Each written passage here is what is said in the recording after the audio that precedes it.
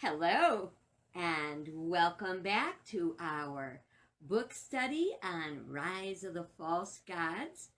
And we're making some real progress. I can't believe it. We're moving right through the book, and I hope you've been enjoying it. Now, if this is your first time, please be sure to go to YouTube and search Rise of the False Gods, Alicia Leslie, and you will be able to view all the videos so you won't miss anything. And it's a great adventure in spiritual growth. It is transformation through illumination. It's about waking up to the truth of who we are and what we are and how powerful we are and how we can create together a world that works for all. So I'm excited about that. Now, you know, I've probably told you I have been giving away a book every day. I am lightening up. And so today I have one. All you have to do if you would like the book is to type in, "I want that," and it's yours.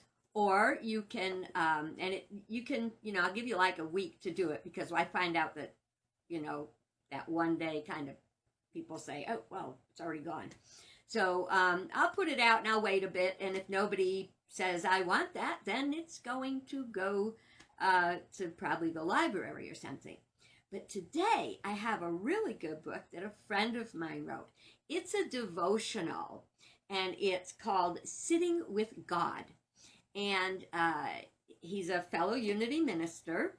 And it was really strange because I picked up the book and I was kind of leaping through it. It's always good to start the year with a new devotional. And this basically has a thought for every day, all kinds of good things to focus on. But when I looked at the book, I kind of flipped it open, and this is what I saw. Now, his book, I believe, let me see what year he published this, 2013. But this was very powerful. So you just may find you want this. If more than one person wants it, I'll do a drawing between, whoever wants it. But speaking of which, Cheryl, I need your regular mailing address so I can send out the book you want. Okay. You can put it in private message for me. Okay, so this blew my mind.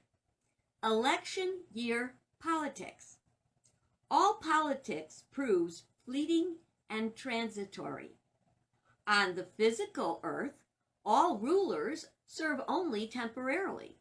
At a certain point, they are replaced by someone else.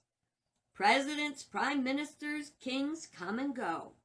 Even lifetime appointments end when the individual passes from the human scene. I agree that presidential elections and potential power shifts make things interesting. I wonder what he's thinking about it now. However, in the overall scheme of things, no earthly power compares to me.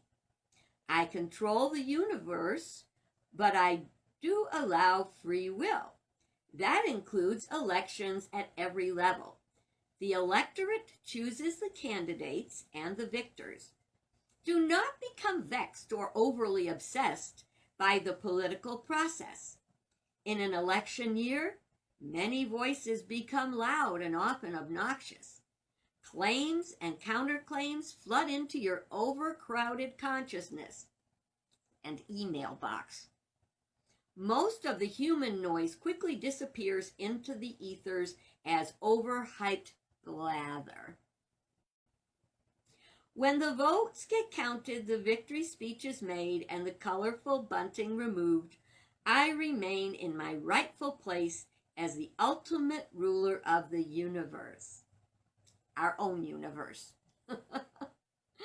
I love all my earthly children. Oh, this is God speaking. Ha! Hadn't read this one before. Okay, I love all my earthly children regardless of their party affiliation. I am aware that some who seek political office do so for less than honorable purposes. Power is one of the great corruptors in human history, seeking elective office for personal gain and eventually brings its own lessons. Throughout history, there have been good kings and bad kings, wise kings and foolish kings. A leader serves his or her people best when I am, which means God, Spirit, included in the private policy making. My rule always remains benevolent and all-inclusive. I govern eternally. I am God. So that reminds us, we're getting all crazy about politics and everything. And as he says, it comes and it goes. Written by, it's Sitting with God by Reverend Alan Lyles. It's a good book. If you want it, just say, I want that. If not, it's headed for the library. Maybe even the library at the campground. Maybe someone would like it there. So tonight we are going to continue with verses, sorting it out. We left off before at love versus hate. Now, I don't know that I'm going to have time to get very far tonight because this really is kind of a long series. But what I'm hoping you're getting out of it is to look at things that confuse you two ways, so love versus hate. If God is love and that's all there is love, how can there be hate? Okay. Love is principle, not personal. It is not an emotion, although we express love through our emotions. Hate is an effort to negate the divine idea of love. So it is a sin. Ooh, that S word. Because we are all one in truth, love binds us together, while hate is an attempt to separate. Good will never come out of it. Hate comes from fear and ignorance. When we look at love and hate, in the big picture, you just see the lower consciousness as opposed to the higher consciousness. Everything is like a competition. Sometimes love makes someone jealous. But that's all about me. We make it all about me. Now, we probably get confused between love and romance. Now, romance is an expression of a type of love, of personal love. We remember there's several types of love. There's eros love, which is love between partners. It's a physical attraction and emotional thing. Then we've got filial love, which is like a brother, a love of brotherhood. It's a family kind of love. We have the unconditional love of God. Now that's a hard one to balance because the unconditional love of God leaves no room for hate. There are times when we could really hate someone. Generally, to hate someone is to hate the tip of an iceberg.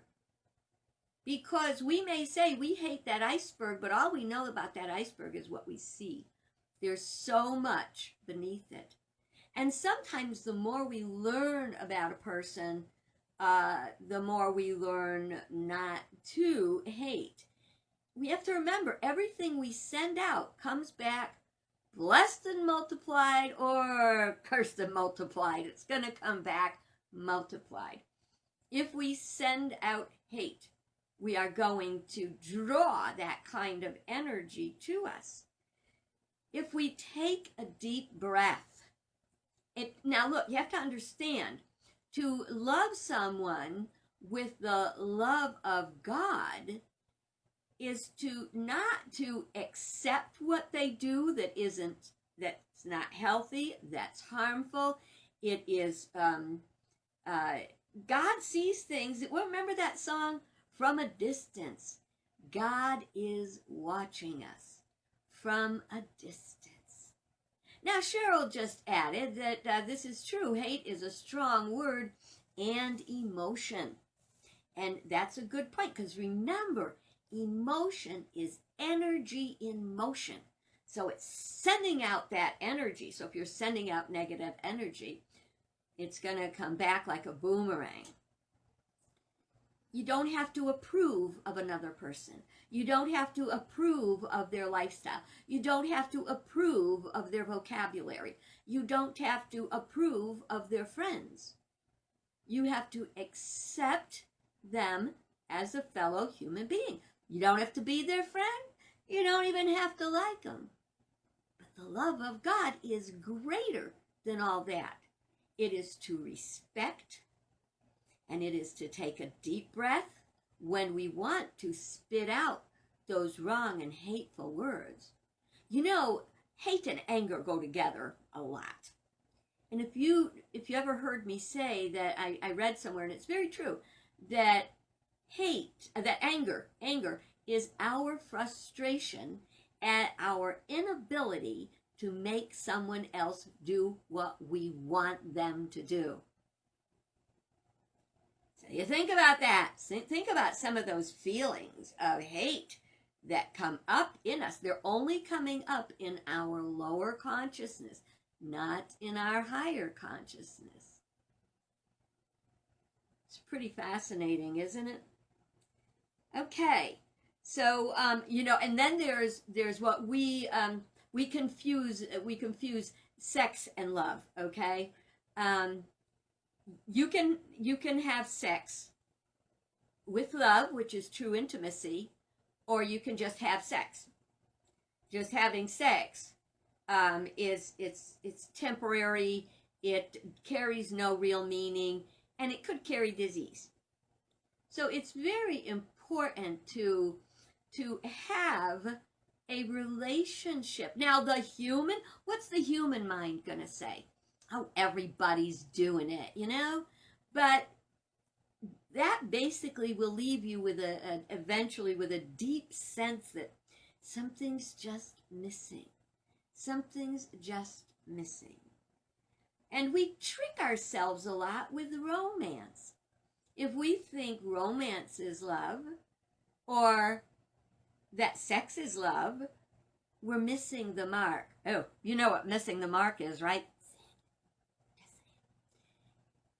Romance is very meaningful when it is attached to a good, solid relationship. A relationship you can build a family on, that whoever is in the family will feel loved and supported and safe and secure. I don't care what anybody says. Yes, Cheryl, something is missing. And I do believe children are deeply, deeply wounded, bruised. It changes who they are when they go through the breakup of a family.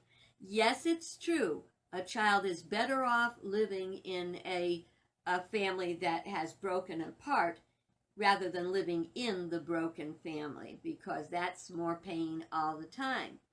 But we have to address these things. I can speak very truly and say that I got married because I wanted to be married. The man I married, attractive, but something was missing.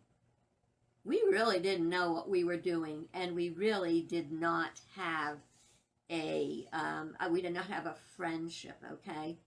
So we don't need to rush to get married. We don't have to rush to, pardon the expression, hop in the sack. There's nothing with waiting. There's nothing wrong with waiting. When you do, it's a reward. It's the difference between buying something you can't afford with your charge card and the business is saving up the money and buying it with money you saved and not having a bill, okay? Just look at it that way, okay? I call, we have infatuation, or sexual attraction, magnetism. I call that temporary hormonal illusion. we're under occlusion, temporary hormonal occlusion. And occlusion is you don't see it right. Your hormones are raging, you see someone. But I'm going to be real honest, you know. I am not a prude, and anybody that's known me long enough knows that's not true. But I am very grounded in good, solid relationships, and the need to not abuse the gift that is sex. Okay, so where was I going? Oh, I went off on one of those side trips. When you have temporary hormonal occlusion, your hormones are racing, and then what do most people add to that? A little romance, okay? That doesn't make it any better, doesn't make it any easier, and then a little alcohol. That'll always make stuff move faster, won't it? To give in, yeah, you might have a real fun night, but it'll probably not go anywhere you'd really like it to go. Just think on these things. This isn't judgment. It's not personal. It's principle. The more we hold to high principles for ourselves, the better the results will be. Okay, can we please get out of here now, because that's a tough one. And remember, love doesn't mean everything's going well. When I marry people, I like to do the premarital counseling first, because I ask them some tough questions. They're in a book. I don't, I ask them questions that sometimes they never thought about. I actually was preparing to marry a couple from my congregation many years ago, and we had our premarital counseling, and then one night they came to me on the last night of counseling, and they said, "We're sorry, we changed our mind. We're not going to get married." They decided they weren't ready. They decided they weren't sure. A year later, I officiated at their wedding, and they're still married today. Think on these things, okay? Because love will not let you down. But don't jump at romance or the human thing. It's the same thing. It's not all about, I got off onto a relationship too, which I really wish I hadn't, because there's so many forms of love. There's so many ways to have friends and to love them, and to have people that they marry that you just don't like. But you have to have that unconditional love of God. Your job is not to approve of someone. If they ever ask you a question and you want to help them get clear about, let's say they have a behavioral thing that bothers you, you can talk honestly to them. But everybody deserves respect and acceptance. You accept them as a child of God. You don't accept their behaviors, okay? And that's a hard thing. And I'm going to try to find a way to put this so it'll be okay.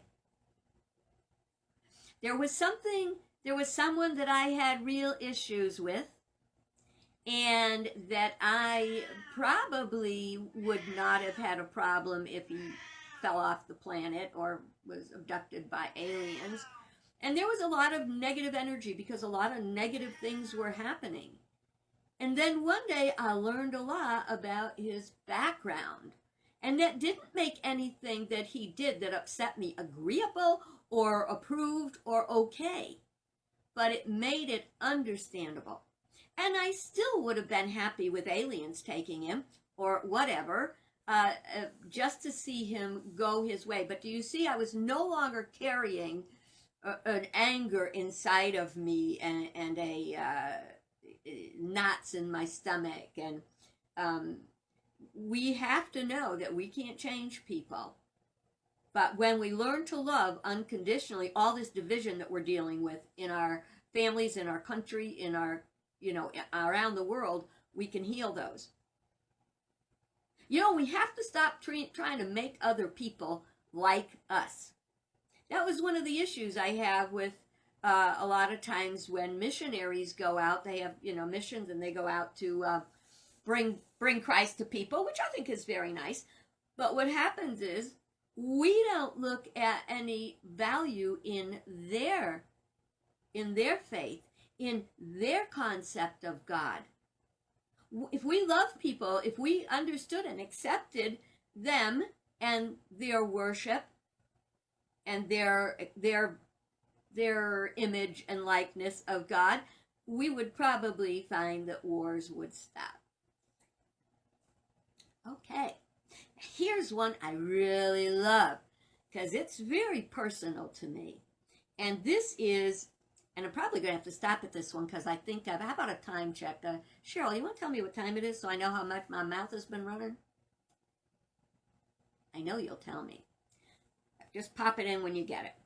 Okay, self-esteem versus arrogance. I always had a problem with arrogance, that people thought they were better than other people. And because of that, I was always very, very self-demeaning because I didn't want to be arrogant. I also had very little self-confidence, so that didn't help a lot. 1021, thank you very much, Cheryl. So this is going to be the last one I'm going to do today.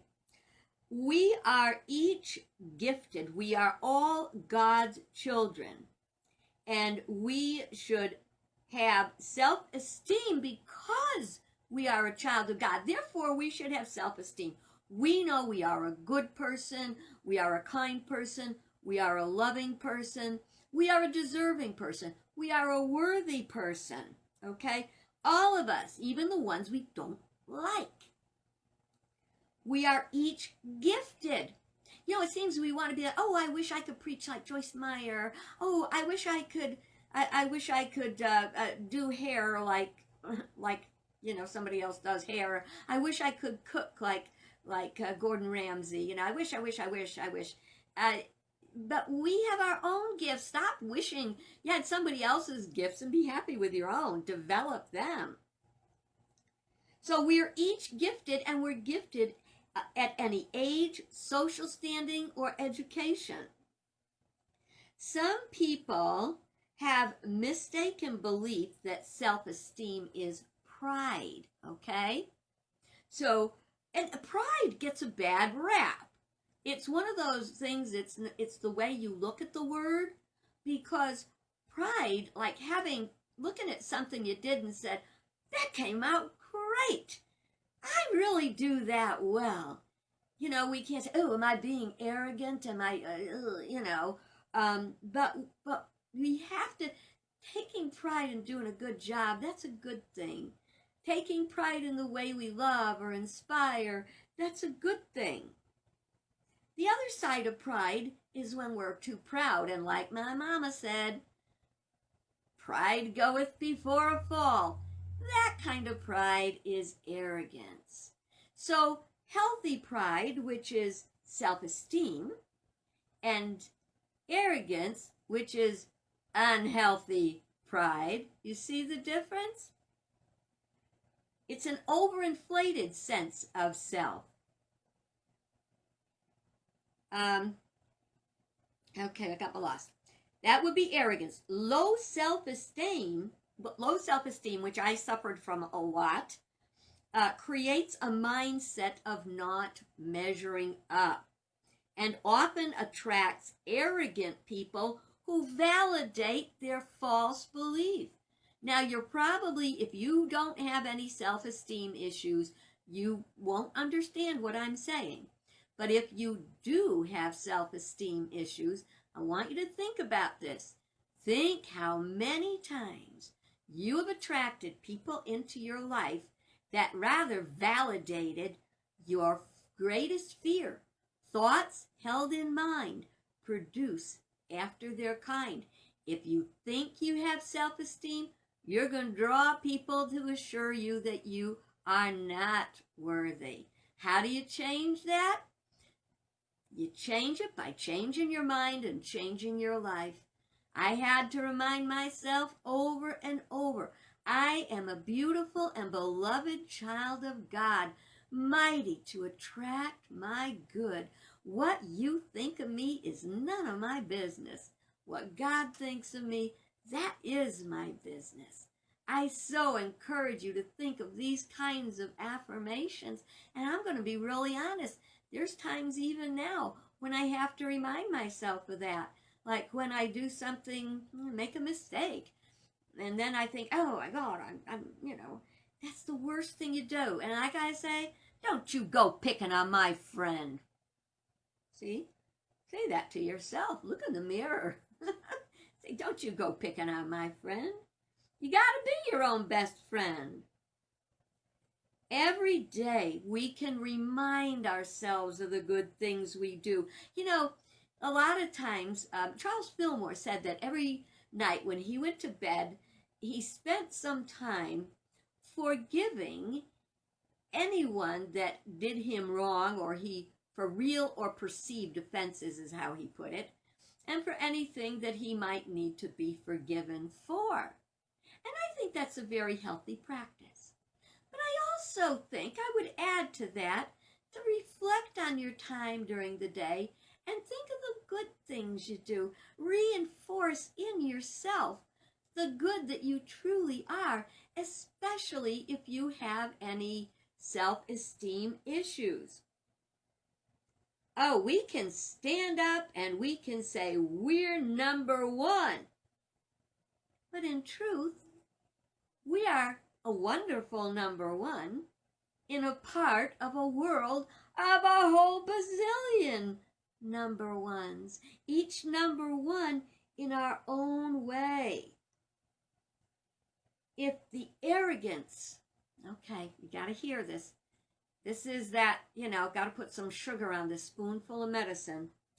If the arrogance in our country does not cease, we may find we are not number one, but lonely, not and unsupported by those who once looked up to us.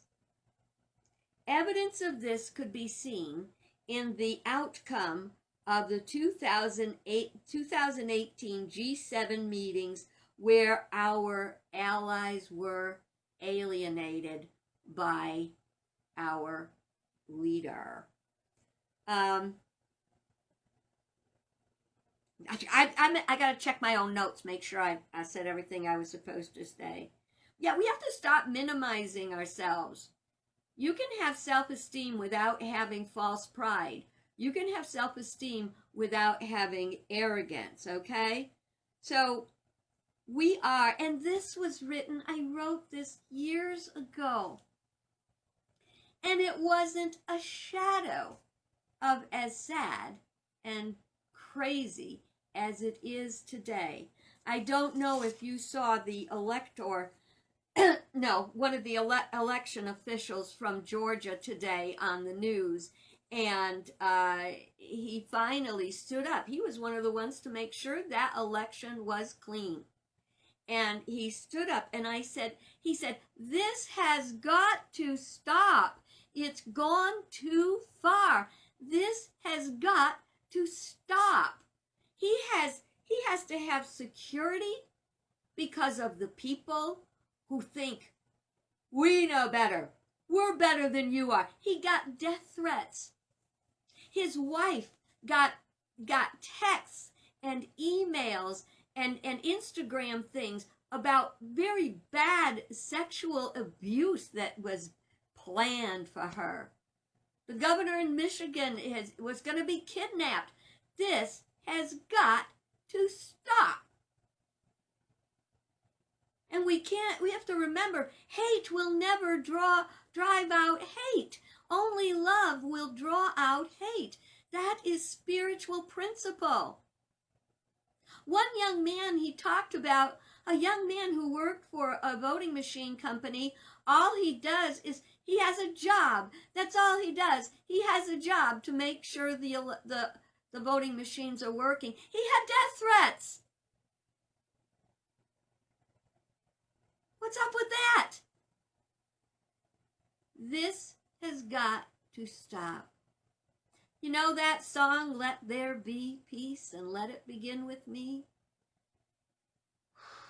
We have to remember that. We have to practice unconditional love and overcome arrogance. And we won't do it with hate. We will do it with love. So I wasn't saying those things to be discouraging, but we have to call them out. In unity we say, speak your truth with love. It was so interesting to watch the man struggle today. And he said, I have words to say, but I can't say them because I am so angry. And it would not be a good time to say them. All I can say is, this has gone too far. It's gone too far. And he called out all those who are hating. And he called out all those who are hurting other people and threatening to hurt other people and encouraging other people to hurt other people. We think of the words that were said by the person who lives in the White House to the white supremacists. Stand down and stand by. No, this has got to stop. Let's pray knowing that if someone watches this video, which is going to be out there in cyberspace for who knows how long, maybe they'll beam it to another planet. Maybe it's being listened to now.